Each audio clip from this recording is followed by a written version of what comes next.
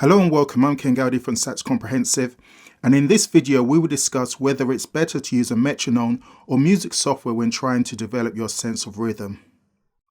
Without a doubt, using a metronome is good for increasing your playing speed and developing correct rhythm. Many teachers would say that you should not practice without one.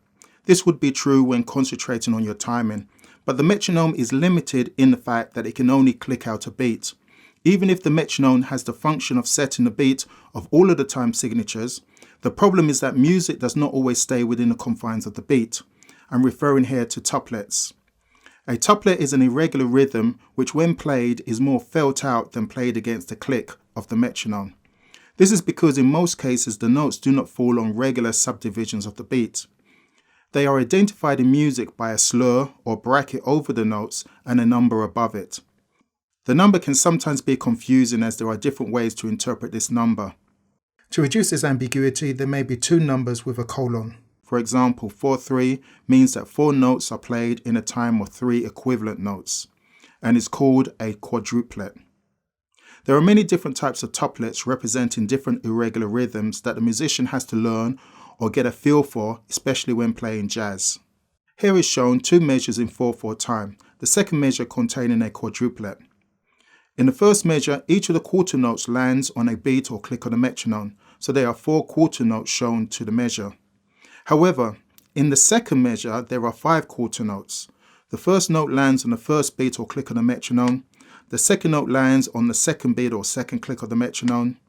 But there are 3 more notes to play from this point to the end of the measure. These 4 notes must be spread evenly, but take the same time as playing 3 of these notes.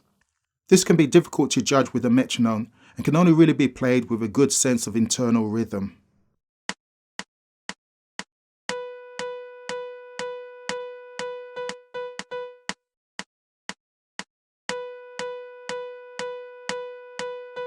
If you were to try to count out the beat, what you would do, since in this case the music is in 4/4 time, you would subdivide each beat to create 16th notes.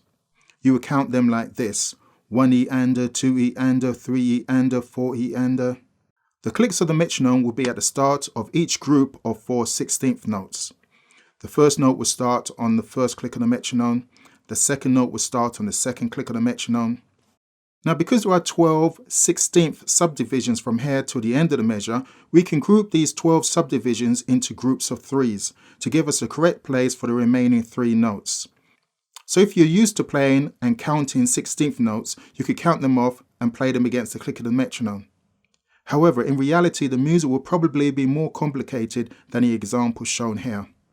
For example, this is an extract of one of the versions of Charlie Parker's Confirmation. Here we have a quadruplet, but it contains 4 groupings of notes instead of single notes. Trying to play this with correct rhythm with a metronome would be challenging.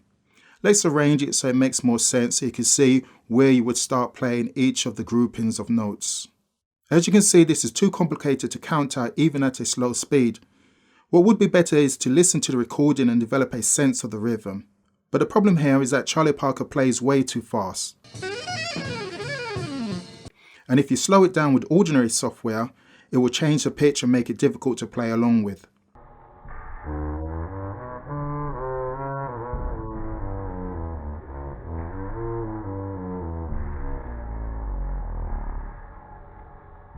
You need that type of software that musicians use for transcribing. Alternatively, if you had some music software for composing music, you could write the music in, and that way the pitch would stay the same regardless of the speed, which could be easily adjusted.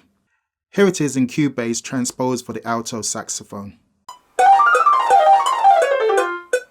Here it is again at a much slower speed, making it possible to play along with and develop that inner sense of rhythm.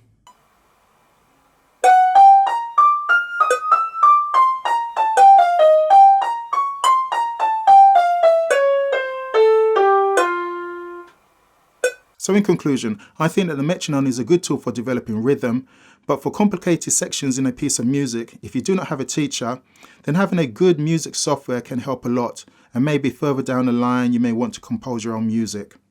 I think that we should use anything at our disposal to help us perfect our playing and our inner sense of rhythm. Let me know in the comments how you tackle complicated rhythms when learning a piece of music. Maybe you have an easier or more efficient way of doing it. Thanks for watching, and I will see you in the next video.